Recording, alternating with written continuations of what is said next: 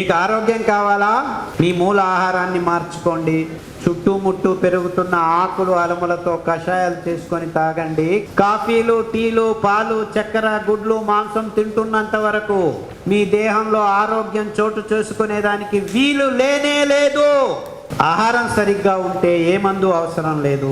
దేహంలో చేసిన అంగాంగాల్ని శుద్ధంగా ఉంచుకునేదానికి మనకు సామలు కావాలి. కొర్రల్లో ఉన్న పీచు పదార్థం మీ నరనాడులను శుద్ధం చేస్తుంది, శ్వాసకోశాలని శుద్ధం చేస్తుంది. సామలు మీ జననాంగాల్ని శుద్ధం చేస్తాయి. నూనెలను మార్చండి.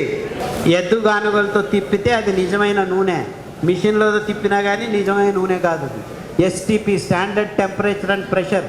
నూనె పదార్థం బయటికి రావాలంటే వాతావరణ పీడనంలోనే మనం మెల్లిగా ఎద్దులతో తిప్పితే నూనె బయటకు వస్తుంది. అది ఆ వెర్రి నువ్వుల నూనె మీ బుద్ధిమాంద్య పిల్లలకి తాపించండి, 6 నెలల్లో బాగా కూర్చుంటారు.